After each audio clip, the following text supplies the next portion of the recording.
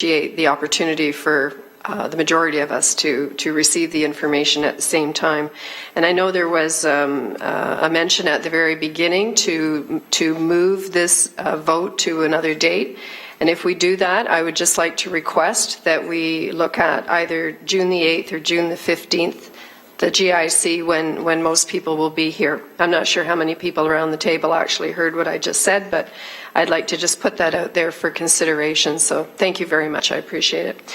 A couple of questions, and I'm going to try not to duplicate some of the questions that have been asked and your answers that have been given. But I have to come back to the comment that was made that the funding is only for LRT, and I think we all understand that. But then there was a reference, I believe you made, that can't be opened up and renegotiated. And I want to know why, if the funding from Metrolinx is for rapid transit, that's BRT and LRT. So if this council decided to renegotiate and to look at BRT or a combination of, why couldn't we do that? And I say that knowing that Toronto has renegotiated in some cases and made some changes. Mississauga has bus rapid transit. Ottawa has invested for the last 30 years in growing their ridership with bus rapid transit. And as you said, they're now laying down the tracks where those routes are, which makes perfect sense. And I spent a lot of time in Ottawa, so I know what they're going through right now. But they've grown their ridership substantially, and ours is flat. We haven't grown it. So why couldn't we renegotiate? Well, through the Deputy Mayor, thanks for the question, because it gives me a chance to clarify it. So in response to, could we unilaterally decide to shorten one area and then redirect it to something else, that's not something we control. The project scope is laid out, so we couldn't just say today, well, let's cut back 2 kilometers and use that incremental cost to do something else. In terms of saying this isn't the project that we wish to move forward with, that's always an option, but it's not that then we keep rolling. This is a project, the memorandum of agreement outlines what this project is that we're moving forward on. If we wish to resubmit to Metrolinx and say, we'd like your consideration on additional projects, Andrew and I have had this conversation. I mean, Metrolinx is open to receive our conversation there. So I think in the broader picture, that would be something that it would take a different conversation. I was, as you can understand, sometimes I get in the project realm, we can't kind of make changes on the fly with the project and then put money over somewhere else because it's not our budget.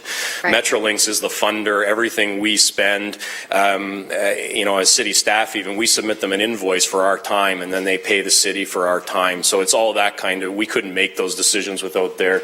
But I think it's fair to say, Andrew, that if there was a desire to, completely change the project and resubmit, then that's something that would have to happen at a senior level with ourselves and Metrolinx. So. And I thank you for that. And I would sorry to interrupt, but I think Andrew just wanted to pipe in from the Metrolinx side of that. If maybe we can allow him just to have a second here. Yes, and in a minute, I just have one more comment to make, but then I would absolutely like to hear from you, sir. I do appreciate that. Our Rapid Ready report, though, did talk about and promote and suggest and recommend that we look at bus rapid transit, and that we grow our ridership to then evolve into light rail transit, light rapid transit, whatever you want to call it, but that it would be something that we would grow to down the road. Similar to what Ottawa is doing, and similar, I would suggest, to what Mississauga is now doing with their investment that they're putting into BRT. So my question is still, it's not about tweaking, it's not about changing the route, it's not about shortening anything up, but I'm talking about growing our ridership as a city, doing it in a very reasonable, thoughtful, pragmatic, and efficient manner with good investment. Why couldn't we renegotiate that for a bus rapid transit? And that's for Mr. Hope. And now, sir, I'd like to hear from you. Thank you. Through the chair, thank you for the question. So I guess I would just say from our perspective at Metrolinx, the province has committed funding to a specific project, and we've been asked to work with the city to implement that project as it was announced. I guess just the simple answer would be if the city decided at some point it was no longer supportive of that project or didn't wish to move forward, that would be a conversation the city and the province would have to have. We take our direction. We're an agency of the province. So. And through you, Chair, I very much appreciate that because I don't see any reason why we couldn't have a designated team of a couple of councillors, the mayor, and senior staff working to renegotiate that. We already have approved Rapid Ready report. So I thank you for your answer. Through you, Chair, I have just a few more questions. Coming back to affordability and the cost to ride the light rapid transit line, we have a lot of people in our community who currently ride the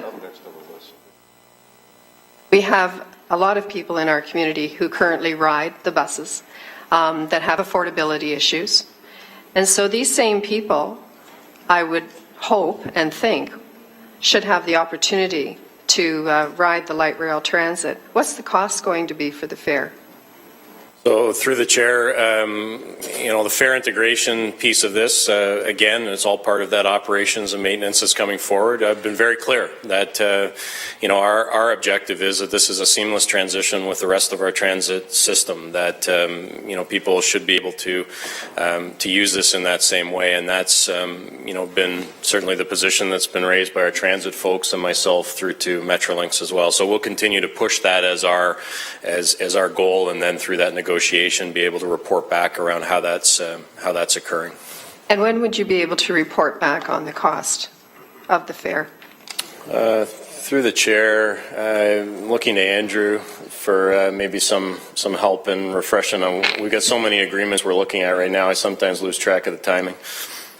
Thanks. Through the chair, I would just say that would be part and parcel of the negotiations we'll have on operations and maintenance. It would be a factor in that because it's affected by fare revenue and all the other pieces that go into that negotiation. So, and through the chair, is this is a process that will be probably a year away at the most to have some of that early information back to you because of the complexity of all the O&M components. Okay, so when we're well into this, knee deep, so to speak, that's when we'll finally know what the fare is. I'm concerned about that because I look at, the line that was built in Toronto to go up to, from Union Station to go up to the airport, and at $27+ to ride that didn't seem to have the ridership, certainly didn't realize the ridership that they thought was going to happen.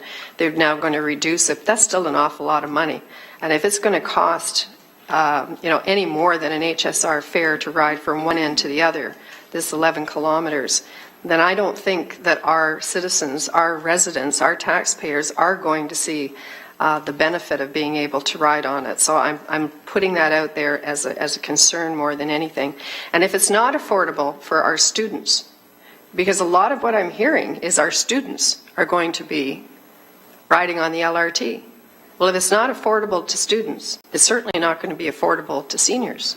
Who's going to subsidize that, or are we just going to not let them be able to ride the LRT? Can you comment on that, please, Paul? Well, through the chair, clearly all of the dynamics around the ridership of this need to be factored into those negotiations. The one thing I would say is that the comparison to really a commuter service to the airport in terms of the Up Express, I understand the concern because that was a big concern. It's a little different. This is fitting in with a transit network rather than just a spur to the airport. But you're right. We have issues around the fares. McMaster University has already contacted us around that piece. There are concerns about that. We talk about the worst case scenario, but don't forget there are other fare strategies around, particularly LRT, that have fare-free zones. So, in some cases, LRT has been meant to be a free, in certain zones, way to move people around. So there is a variety and a continuum of approaches around the fare strategy, and that's all of what will go into our conversations with Metrolinx. And I take the urgency question to be, I'm giving you the total package of all the operating maintenance issues we've got to deal with. If we can start to knock down some of the concern on elements of this earlier, we would certainly be bringing that back. All right, and thank you for that. And through you, Chair, So then it comes down to, so far what I'm hearing is that we don't know anything about costs. We won't know until we put this out for tender whether we're under budget, over budget. But we're building something without knowing the costs. And I can tell you, being from the corporate world, this would not happen in the private sector. They don't build anything until they know the cost and what the return on the investment is going to be. And spending $1 billion and getting that $1 billion to build this is not a return on investment. The return on investment is what is over and above that. So I'm just, again, making that comment for some of my concerns. When we look at the growth throughout our city, the majority of the growth, I would wager to say, somewhat in Waterdown. Our transit service, by the way, in Waterdown is fabulous. It's fine. It's 6 days a week. It's 6 in the morning till 8 o'clock at night. We have new routes, new buses. So this is not about that. But I'm looking at the areas of Upper Stony Creek, and I'm looking at the mountain, and I'm looking at all of the massive growth across, right over into Ancaster. How are we going to serve those folks that deserve to have access to buses on a regular basis? So are we looking at doing that? And I realize you're not Dave Dixon, but where's the money going to come from? And are we looking at increasing the bus service? Are we taking the buses from King Street and putting them up on the mountain? So through the Deputy Mayor, I'll let John chime in, and then I wonder also if Jason might just talk about some of the growth piece, including some of the latest information that just came out from the province around intensification projections. So it might be helpful on your question to hear from both. Yes, thank you. I would. So through you, the Deputy Mayor, you'll recall, Council has approved the 10-year transit strategy, and I think that's our investment as a community in servicing those areas of growth. There may be surplus buses when we redesign the system. We're working through that right now. And the first step in that would be to, fill gaps, if you will, according to the council-approved service standards.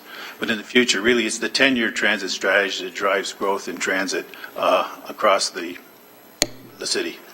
And thank you for that. So that it's all part of the transportation master plan. Is that correct? Well, through you as Chair, the Transportation Master Plan is the overall document that will help establish policy, looks at where we've been since the last Transportation Master Plan was completed, and just updates that. So certainly they all are components of that plan, yes. So there will be components, thank you, Mr. Deputy Mayor, there will be components within the Transportation Master Plan, though, that do relate to the LRT. Is that correct? Through you, Mr. Chair. Or Deputy Mayor, yes. Okay, thank you. And that is coming to us when? The timing of that we hope to bring that forward is in the fall of this year. Okay, thank you. So our Transportation Master Plan is coming to us sometime in the fall, perhaps September, October. Maybe that's when we want to have the more thorough discussion on LRT, is when that plan is coming forward. A couple more questions. I keep hearing about the economic boost and the growth at the transit stops, the LRT stops, and how we're expecting to have these big booms. Why isn't that happening at the HSR stops? Because we got people riding the buses now, and we got all kinds of stops along the way. So where is that big economic boom, and why hasn't it happened already to a certain degree? Through the Deputy Mayor, I'm not sure I've read any report that absolutely says here's why not. And Trevor, I'm not sure whether you've got anything to add, but what I will say is there seems to be this phenomenon of higher order transit driving that kind of investment. I just read actually an academic report on Minneapolis and St. Paul, which if you look at the size and scope, about 700,000, Minneapolis and St. Paul is an urban area, $1 billion LRT investment that they made and some similar characteristics to Hamilton, and they saw an absolute growth in numbers by about 30% of applications, and a value of those plus 80%. So there is that phenomenon. It seems to happen around LRT, the BRT community, where BRTs have been implemented. I think we heard a presentation at a recent meeting that suggested similar type activity is occurring. So exactly why with conventional transit? Transit's helpful in a variety of ways, and so I think some of it does help. There seems to be an order of magnitude, and that's probably the better answer that the evidence shows, is that there's an order of magnitude increase with higher order transit than there is with conventional transit. Anything further to add, Trevor, to that? No? We're good. So that's that. It's an interesting research question, and when I talk to the McMaster Institute of Transportation Logistics, maybe I'll get them to sort of answer that question, because it does always seem to be this order of magnitude increase. Not so much that bus is bad, it's just that there seems to be a higher level, and it plays out time and time again. As I say, the latest report reiterates it again. So thank you for that, and Mr. Deputy Mayor. Other than Buffalo, it doesn't seem to have made any difference in Buffalo for the last 30 years. But thank you for confirming that it also takes place with bus rapid transit as well as LRT. The question was asked about the infrastructure, and I just want to, pun intended, dig a little deeper on that one, if I may. So with our infrastructure replacement, I did hear like for like will be replaced. Knowing that our planning and economic department has launched into doing a review of our commercial and residential zoning, they are specifically and firstly looking at wards 1 to 4, which is where the LRT proposed line is set to go. So if we are looking at increasing density along that line, there is surely going to be an increase in pipes for capacity, water, sewage. So I'm just wondering, and perhaps part of this question should go to Jason, and I'll let Jason, if you want to add to this. But so, you know, we could be looking at substantial upgrades because of identifying the opportunity and to increase density along that route. And that will be a cost to us, because I heard only like for like.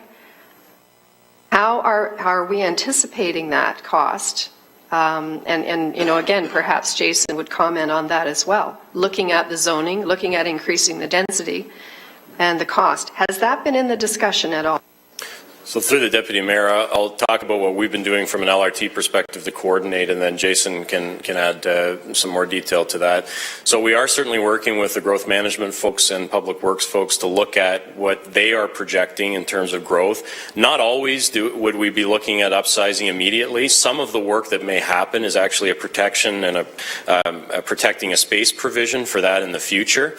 I think the misnomer is that for 50 years we can't ever touch anything along the LRT corridor. What we want to do is ensure that we don't have to disrupt the guideway and go down below the track and disrupt and stop the LRT for 6 months or a year while we do work. We want to protect for that. So some growth that we anticipate early on will have to be accommodated. Other growth is probably, it's not wise to do it this day right away anyways. If you increase the size of the pipe too much, you're not going to get the right kinds of flows that you want anyways. So it's bad engineering. But what you can do now is space provide for that in the future, and that's, you know, basically no cost to us.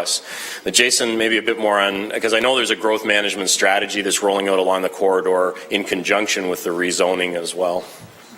Yes, please. Yes, thank you, and through the chair. So in terms of the work that's being done through the zoning exercise, part of that work is informing that analysis that Paul spoke about, is where do we expect some of that growth to occur, where do we expect some of the higher densities to be located, and then looking at what are the surfacing capacities in those areas, so we can answer the question of does it make sense to do some upsizing now or protect for it in the future. And